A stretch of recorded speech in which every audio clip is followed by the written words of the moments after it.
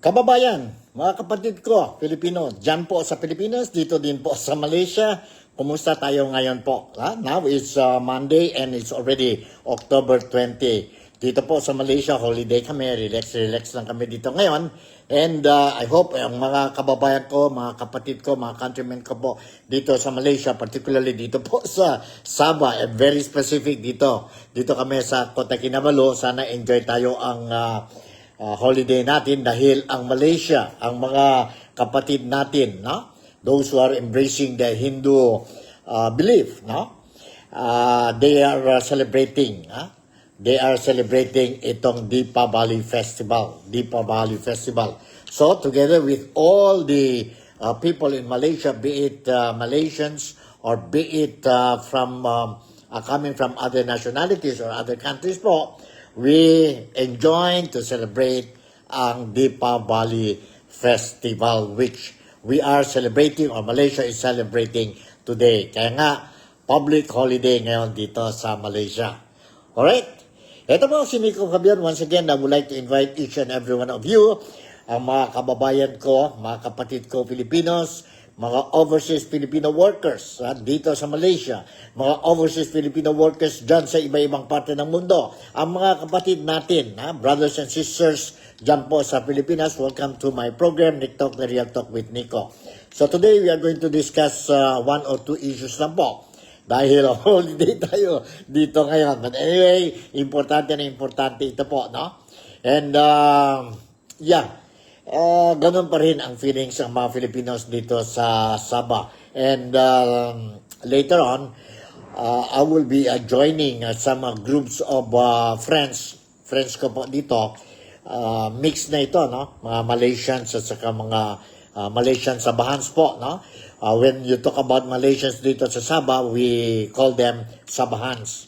Now, I will be attending a open house, Deepavali open house later this evening. And of course, I'm expecting that there will be some other Filipino community leaders who will be joining us, no?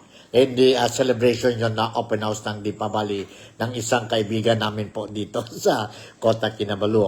And I am expecting that they will be talking to me, not only mga Malaysian friends natin po, but they will be also asking me, itong mga Filipinos po, they will or will be touching a little bit on the issue of what is happening dyan po sa Pilipinas, particularly dyan po sa issue na graft and corruption. Yan ba yun? Flood control projects, anomalous projects po, no? Involving trillions, billions, if not trillions of taxpayers' money. And dahil dyan po, as what I said, dahil dyan po, hanggang ngayon po, galit na galit ang mga Filipinos. Majority, if not all. No? And we are not happy. We are not happy. Kaya mga Filipinos dito sa Sabah, we are not also happy na looking at the situation and wala nangyari po sa investigasyon. Ano ba ito? What is really happening sa Pilipinas? Ano pa ba ang presidente natin? I'm sorry to say this. Capable ba? Capable pa ba si President Ferdinand Bongbong Marcos to lead our country? Or dapat na ba ipalit na? Let somebody else who are more capable in running, in bringing development sa nation natin, ang nation natin ng Pilipinas. Yan lang po. That's the question that we are asking dito sa Sabah. Because based on what is happening, what we hear from the national media, dyan po sa Pilipinas, sa social media po, mga reactions ng mga tao, not only Filipinos, but other nationalities, no? They are saying, what is happening to your country? What is happening to your country? Yun na po, no? Yun na po, yun ang problema sa atin ngayon. Ongoing investigation, ang ICI or Independent Commission for Infrastructure. Mayroon din po, we don't know. Some were saying baka next week we are going to see the resumption of the Blue Ribbon Committee also investigating itong flood control projects or corruption issues dyan po sa Pilipinas. We still don't know whether tuloy ba itong investigasyon most likely to happen next week, no? Sa Blue Ribbon Committee ng Senado. And let's see, tingnan natin po. And I think all the majority, if not all the Filipinos po, both sa Pilipinas and outside the Philippines po, we are closely monitoring itong dalawang investigation, ang Blue Ribbon Committee and of course, ang ICI. So, as reminder lang po, no? Mr. President and President Ferdinand Bongbong Marcos Jr., I just want to remind again that unless you do something, then I think we will not solve this problem po, no? Problem of corruption po, no? And ang trust ng publiko, public trust, mahirapan na po ibalik sa gobyerno kung nothing concrete will be shown to us, no? More than 1 month na po, but still nothing. Nobody, nobody, those involved in this issue po, corruption issue po, wala pa po.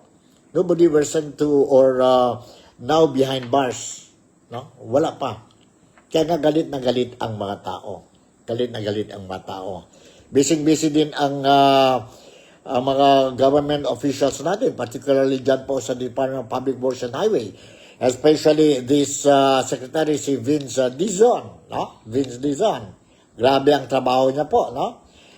Sometimes I pity him already, but nakikita ko sa kanya po, he's very dedicated, committed in doing his job. To make sure that the truth will come out, no? Kung sino-sino mga involved. Sana lang po, Mr. Secretary, sana lang you will do your level best po and show to us na walang favoritism, nobody, you will not be hiding, no? Or covering up somebody, na ang katotohanan lalabas talaga po. And the truth will come out. Although it hurts, but kailangan nyo po. Kailangan in the name of saving our country, our beloved country, which we call the Philippines. Isa lang ang nation natin po. Isa lang ang nation natin. Isa lang ang flag natin po. No? And ano talaga, importante yun sa buhay natin po. No? Kung ang mga tao na hindi galit for what is happening ngayon sa Pilipinas, the only thing I can say to them is that siguro hindi silang totoong Pilipino. No? If you are really a blue-blooded Filipino, blue-blooded, you really love the country and you are proud to be a Filipino po.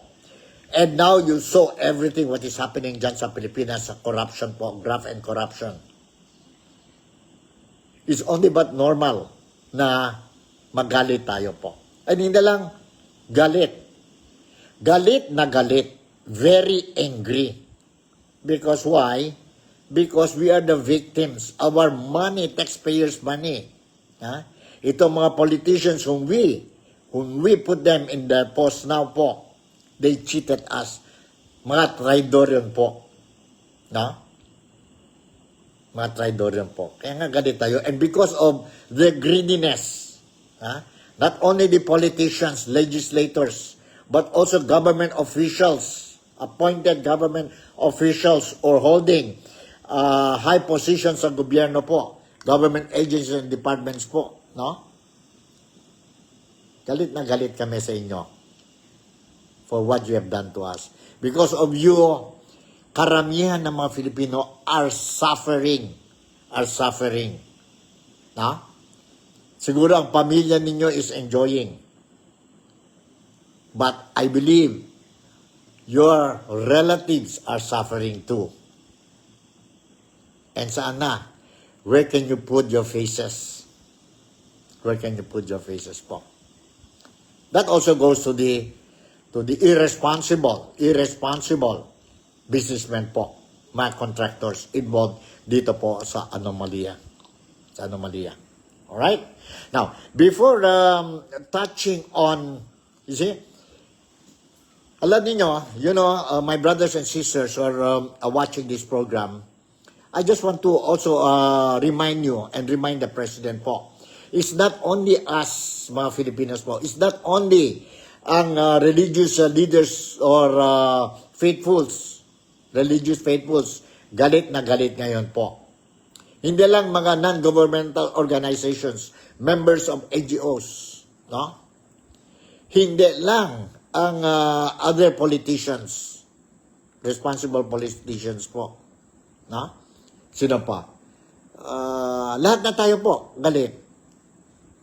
And worst thing, ang mga estudyante, the youth, we have seen them going out to the streets, protesting, demonstrating po. So it shows na galit tayo po, no? But we are united in shouting out na galit tayo, na we are very angry to the government because of what is happening sa bayan natin. And hindi nyo ba alam, mga kapatid ko dito sa Malaysia, dito sa Sabah, mga kababayan ko, fellow countrymen, the latest update that I managed to get dyan po sa Pilipinas this morning is that even ang mga businessmen natin, ang business sector sa Pilipinas po, mga malaking business organizations in the Philippines po, now they have spoken, nagsalita na sila po. They are angry, they are worried about their future, the future of our country po. Definitely po, because of this corruption po, we don't expect, as what I said earlier, do not expect foreign investors to come in. Ganon din yan po, sabi ang mga leaders natin po sa business sector.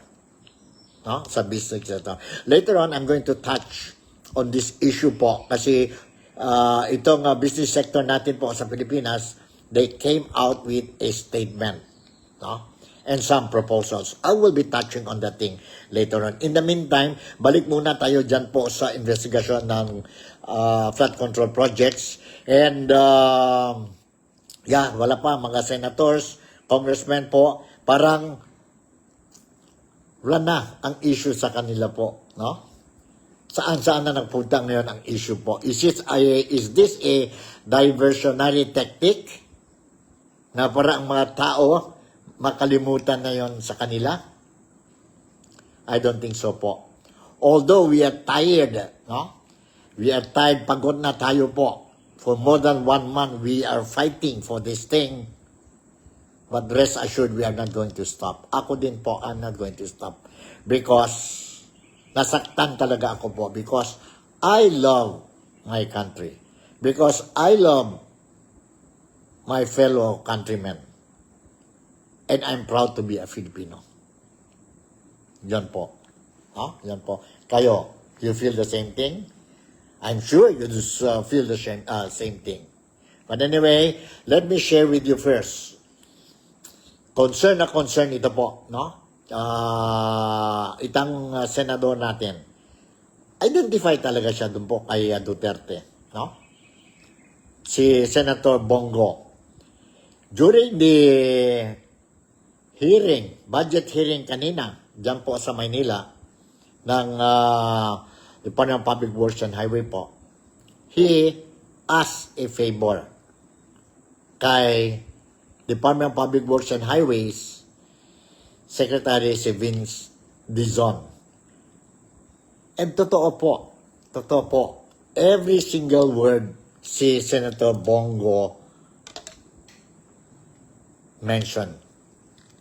Let me share with you itong interview, itong recorded the video clip that I did for all of you. And then, let's comment a little bit, no? A little bit on ang ano niya po, ang sabihin natin, ang statement niya po during the budget hearing ng Department of Public Works and Highways kanina dyan po sa Pilipinas. Let's listen first to this. Sandali, ha? Okay, let's listen to this. You are one with us, the Filipinos, in this crusade against corruption. Seek the truth only and do not rely on any script if there is any. ilang beses ka na pong napamura. Ilang beses nating nasubaybayan po ito. Galit na galit ka. Makiusap ko lang, ikulong mo talaga yung mga kurakot. Yung totoong kurakot. Alam mo ang gaano katalamak po ang korupsyon ngayon. Hindi naman po perfecto, yung panahon ni Pangulong Duterte, former President Duterte. Alam mo na gaano ka talamak yung korupsyon ngayon.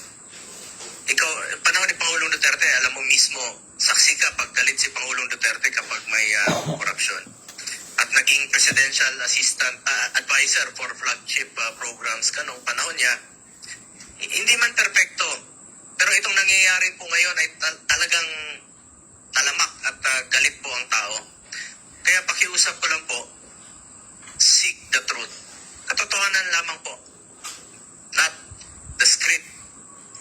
Sec Vince, hindi po kita inutusan at tinuturuan. Isa itong pakiusap at paalala lang po. Ang issue ngayon ay tungkol sa ghost, substandard, o anomalous flood control projects.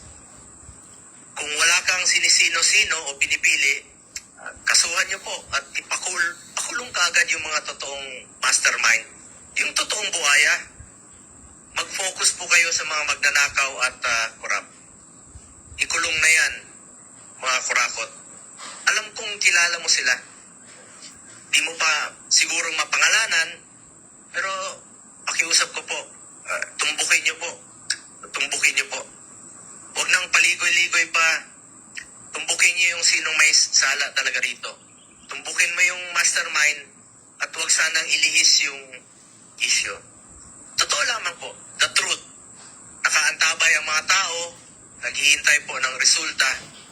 Interes ng tao, interes ng Pilipino ang unahin natin na dito. Malaki po ang aking paniniwala na yan po ang iyong tataking landas. Alamin yung katotohanan, ikulong ang dapat ikulong. Ikulong ang mga korap.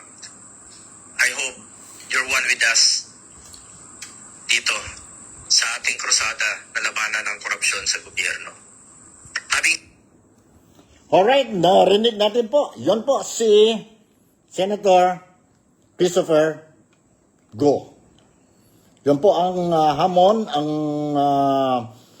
nanghingi siya ng favor kay Secretary Vince Dizon na ikulong talaga. Do your job properly. Tell us the truth. Seek for the truth. Seek for the truth. Kasi yon po ang sigaw ng mga Filipinos po. We want the truth and we want those culpable, those involved dito po sa corruption scandal, beyond reasonable doubt po, they should be behind bars. And restitution nandyan po. Kuha natin ulit po whatever money we can get from them, those who stole ang mga kurakot po, no?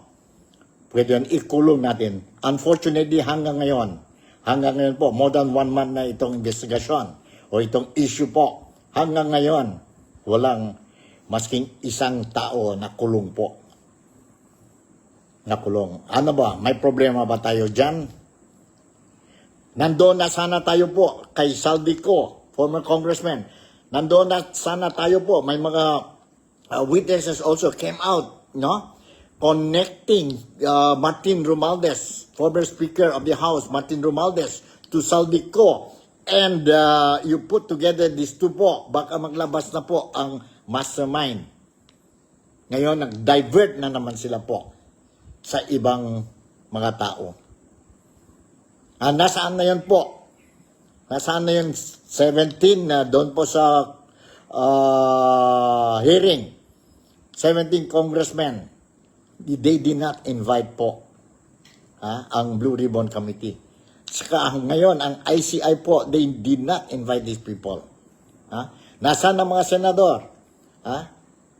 Bakit nasa labas pa rin, free men pa rin si Saldico? Sabi nila, mahirap i-cancel ang passport. If you want, you can do that. You have done it. Ang gobyerno, ginawa yun noon. Ang DOJ, you did it before. Nag-cancel kayo ang passport ni former Congressman Teves. Bakit kay Saldico you cannot do that? Shoutout muna tayo kay Mary Lou Pentojo is also watching ang programa natin, Nick Talk, The Real Talk with Nico. Together ang kaibigan natin din po, si Melvin Alviar. Sabi ni Melvin, buenas tardes, Sir Nico Fabian. Buenas tardes, salamat na patang. No? Good afternoon to you and to your family. Hope everything is running smoothly sa buhay, sa pamilya ninyo po. No? Si Melvin and si Mary Lou Pentojo. So, okay, balik tayo po. Ganon yung po nangyari. No? Is there any cover-up? Ano ba itong problema natin? Sana lang po, ang mga members, 3 commissioners dyan po sa ICI, no?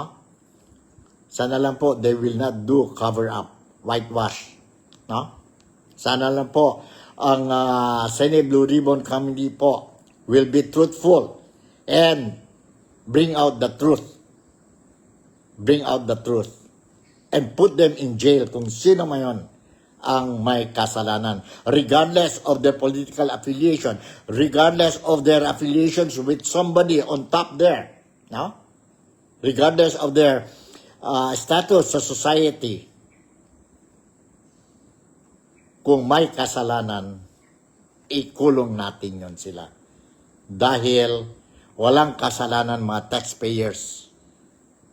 In fact, we trusted them. We trusted them.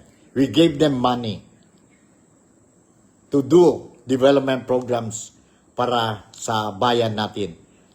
So that the public, the Filipinos will enjoy and have a better facilities, better life po.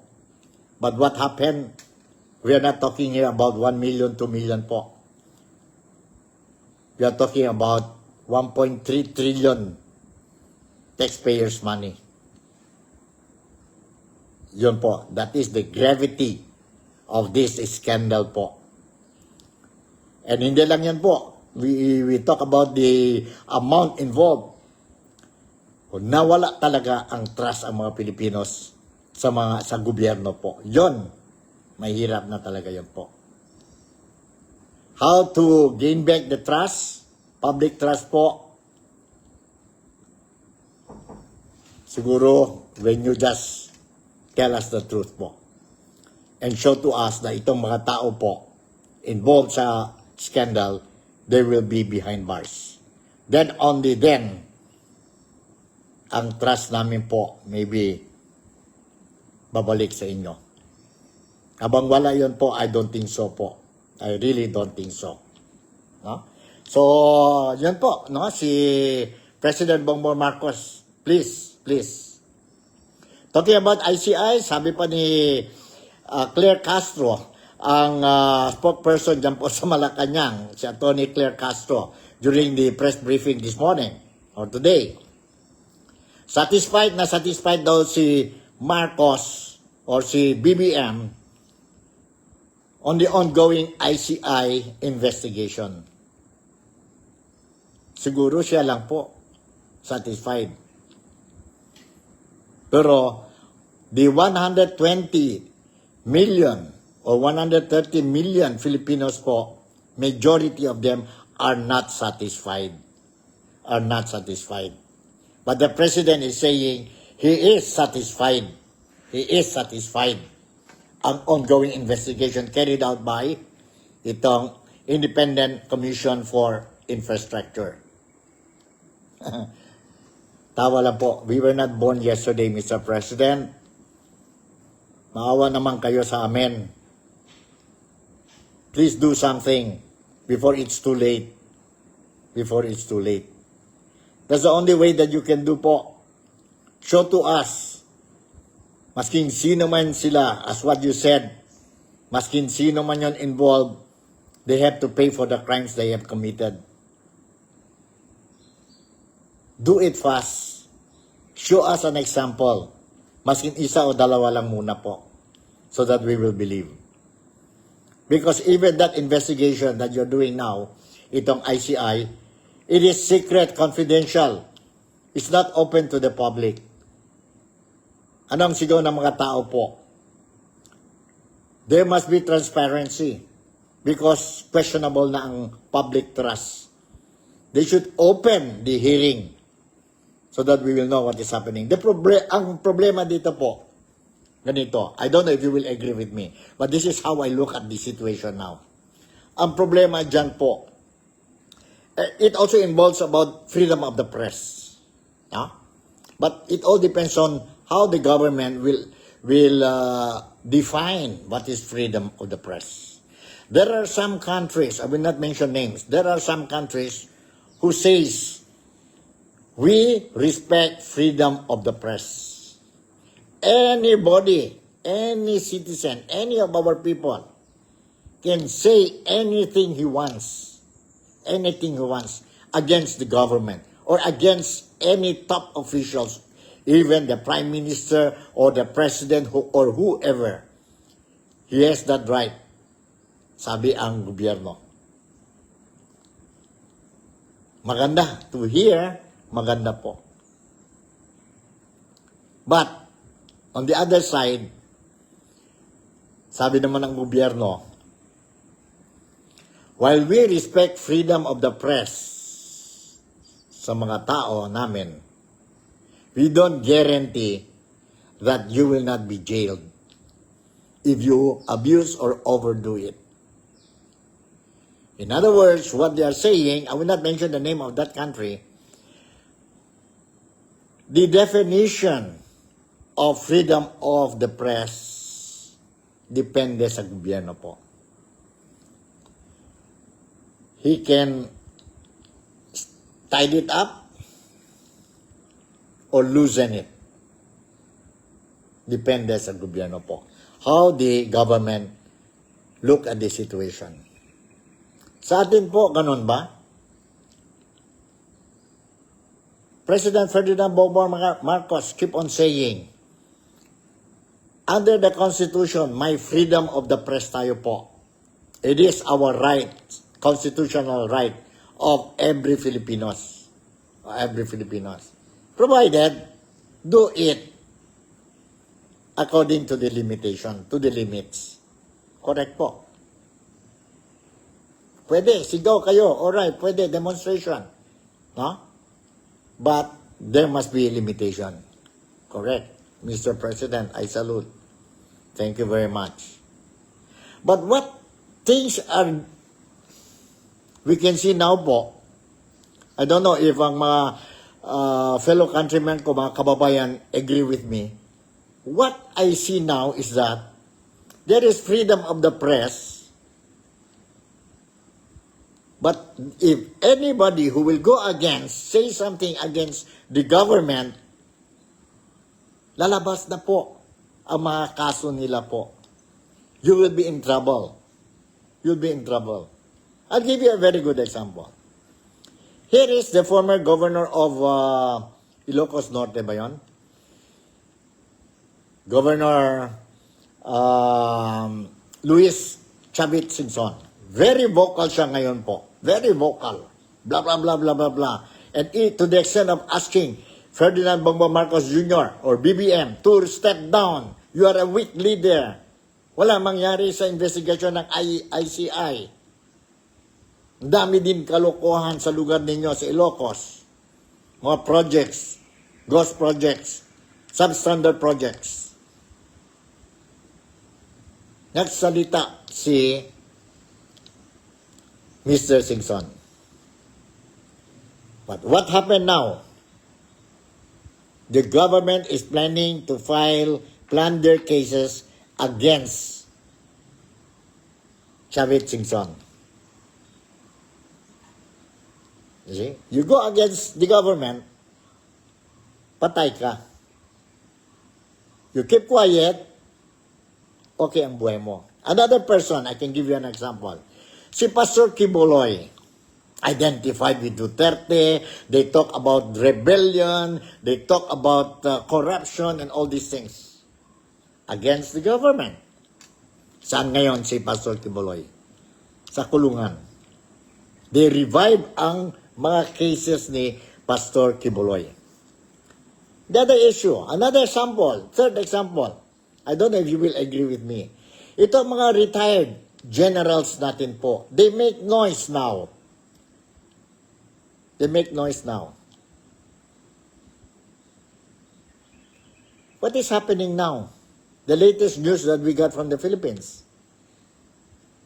Na mayroon na, plano din po. Itong mga tao is talking about demonstration, about the corruption po. Kung wala daw ebidensya, then ang pension nila will be cut. Hindi ba yun harassment? Yet you are telling, we respect Philippines, we have freedom of speech. Although I believe itong mga suspension, cutting of pensions ng mga military natin po, mga generals din po involved, may proseso yan po, and it will take a long time. But the mere fact that they are talking about this thing is another way of saying, you better keep quiet, don't go against us, or else, mawala kayo ang mga pension ninyo, lifetime pension ninyo. So, that is a third example.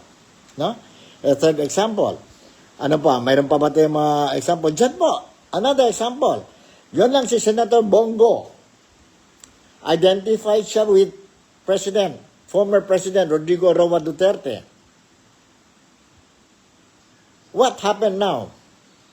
Lumabas na ang ombudsman, lumabas na ang DOJ, na they are going to investigate ang tatay ni Senator Bongo because tatay ni Senator Bongo, once upon a time, is a contractor. At saka ang brother-in-law niya yata yun po. So, sending a message, dahan-dahan lang. Instead of focusing doon na po, talaga doon na sana para sa mastermind, ngayon bumalik na naman itong ICI, they want to investigate dito na po sa pamilya ni Senator Bongo. They want to investigate ang former Senator Cynthia Villar and other individuals. Diversionary technique na ba ito? Sana focus na lang tayo po muna sa flood control anomalous projects po and mga substandard po. Kasi ang dami yung project. Dami yung project. You see? Infrastructure projects, again, I would like to repeat, infrastructure projects, we have a total nationwide, we have a total of 238,000 infrastructure projects nationwide from 2022 ba yun hanggang 2025. And out of the 238,000 projects, 29,000 are flood control projects. And out of the 29,800 flood control projects, they are now still looking at one batch lang yan po. A batch of 8,000 control projects po. And out of that 8,000 control projects that they are now scrutinizing, lumabas na po initial investigation according to the ICI and Secretary Vince Dizon. Most likely, 421 flood control projects has already been identified as ghosts. And it will take years po. It will take years po. So instead, doon na sana tayo ngayon, divert na naman sa iba-ibang issue. We must remember, it's not only flood control projects. Mayroon pa tayong mga hospital, school projects, road, farm to market projects, no? Farm to road to farm, what? Farm to market road projects. Yun po. Ang dami yan po. So, yon ang problema. Yon ang problema. Dahil sa corruption po, apektado ang economy natin. Ang economy natin. So, how do you look at it? And ngayon, worse still po, hindi lang mga estudyante is now actively involved in voicing out ang anger, no? Hindi lang mga NGOs, hindi lang mga ordinary Filipinos po, religious groups po. Ngayon, nandito na po ang business sector.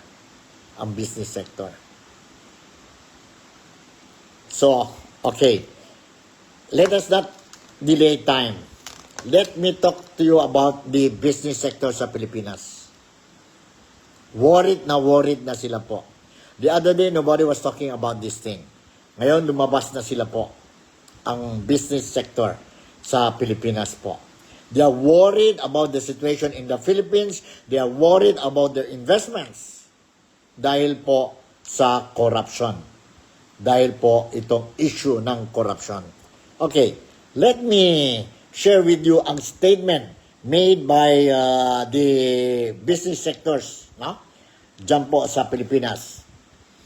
For the first time in recent memory, 34, meron po, 34 of the country's most influential business organizations.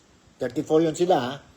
Business organizations from the Makati Business Club or MBC to the Philippine Chamber of Commerce and Industry or PCCI have come together to demand swift and decisive action from President Ferdinand Bongbong Marcos Jr. over what they call a historic and unprecedented corruption scandal crippling the nation's flood control and infrastructure projects. Nagsalita na po. Mamalaking ito po, organizations po sa Pilipinas. Alright. Let me read more about itong news article. Their statement carried a sharper edge than past appeals. Executives said it is time to move beyond rhetoric, prosecute perpetrators regardless of rank, claw back stolen funds, and disclose the audits regularly or risk deeper damage to public trust and investment. Yan po. Medyo maingay ang background natin po kasi umuulan dito sa Kota Kinabalu. Diyan po, no? Galit na ang mga businessmen natin po. Nahirapan na sila po. Kung ganito man ang sitwasyon sa Pilipinas, grabe ang corruption po, it will really, sabi nila, it will really affect not only the domestic operations of businessmen, but also it will discourage and shy away foreign investors to come and invest sa Pilipinas. Totoo yan po. There won't be any foreign investors to come to the Philippines and invest if they know na grabe ang corruption sa Pilipinas. Grabe ang corruption. No one will do that in his normal mind. They will not do that. Sayang ang investment. Ang investors nila will only go to the corrupt people.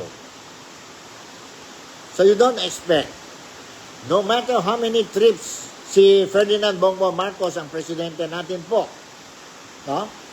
Ferdinand Bongbong Marcos Jr. or BBM, will organize international trips to lure or invite investors po, nothing will happen. Kung ganito po ang sitwasyon natin sa Pilipinas, grabe ang korupsyon. Grabe ang korupsyon. So ano mangyari po Kung itong mga estudyante, kabataan,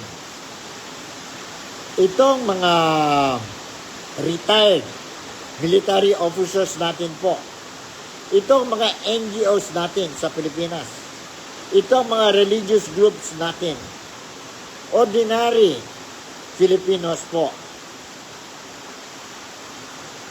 will one day come out po sa demonstration po, solid na solid, marami by the millions po. So what will happen to the government? Ang administrasyon ni Bongbong Marcos Jr. Before that unfortunate incident will happen to the administration, sana lang po ang gobyerno ngayon will seriously think about the possibility of mayroon na naman tayong people's power. Then we go back to a transition government. We will start again. Pero mga Filipino, sabi nila, okay lang yan. Balik tayo from square one. Provided wala na ang mga buaya, wala na mga corrupt officials. Let us start again. Ano naman ang mga Filipinos? We are very patient and we are committed when we do things. So sana lang po ang presidente natin, si Ferdinand Bongbong Marcos, at saka mga tao niya, mga kabinete niya po, will do something. Will do something po. For as long as the Filipinos, majority of the Filipinos will not see concrete evidences, concrete action taken by the government ngayon, then malaki ang posibilidad na we are facing or moving towards a greater problem that will end up having another government. Pwede na yan, maghintay tayo po hanggang 2028. Tingnan natin po who will be the next president. But if things will continue ngayon po, mayroon sa 2024, next week, or this week, mayroon naman tayong demonstration po dyan sa Pilipinas to be participated by the farmers. Because last week, ang mga estudyante, second time na yun sila po. And then we are expecting another big demonstration next month po. Baka hindi na magtagal po ang people's power. Kaya nga we are calling to the President, please do something. You don't just make an announcement, you are satisfied with the ICI. Ikaw siguro, Mr. President, you are satisfied with the ongoing investigation of the ICI. But you have to also consider or look kung ang mga tao ba, ang tao mo ba, 120 million Filipinos, feel the same as how you feel. Satisfied ba sila? Hindi, Mr. President. We are not satisfied. You have to do something. You have really do something po para i-calm down na ang anger ng mga Filipinos. So siguro hanggang dito na lang ang medyo umulan na ngayon, maingay na. Siguro may signal na tayo doon sa itaas. Sabi niya, Nico, tama na yon. You better stop and enjoy muna ang Deepavali Festival dito sa lugar ninyo, dito sa Malaysia, dito sa Sabah, o dito sa Kota Kinabalu. So, siguro may signal na tayo sa itaas telling me, huwag muna, calm down, relax. You still have tomorrow, and talk about these things. So, sige lang. Ang mga proposals ng business sectors natin po, to the President, I will bring bring it sa inyo po bukas. Bukas po. Para at least malalaman ninyo po kung ano mga proposals ng business sector natin po dyan sa Pilipinas. So in the meantime, siguro hanggang dito na lang. Umuulan na ngayon. And ingat lang tayo to all my followers, Filipinos dito po sa Malaysia, dito sa Sabah, dito sa Kota Kinabalu. Once again, I would like to remind you, there will be an election. Nomination of candidates, registration of candidates will be on November 15. November 15 po. No? And early votings will be on November 25. And polling day will be on November 29. So, as I speak now po, nakikita na natin po sa mga dyaryo, busy-busy na kami, mga media men covering mga political stories. So again, I would like to remind ang mga kababayan ko po, please refrain, avoid any directly or indirect participation in the Sabah local election to avoid unnecessary problems sa inyo po. This is not our election. This is the election. Respetuhin natin po ang election ng host country natin po, ng host state natin po, para wala tayong problema. Alright? So, siguro hanggang dito na lang. Once again, Nico Fabian would like to say thank you very much for making me a part of your day today. Sana maskin paano, I managed to give you the whatever information that you deserve. And maskin paano, in the past few minutes or so, or almost 1 hour, I managed to also entertain you po. So with this, thank you very much, Malaysia, Sabah, the Philippines. God bless us all, and I'll see you in my next episode. Bye. I love you.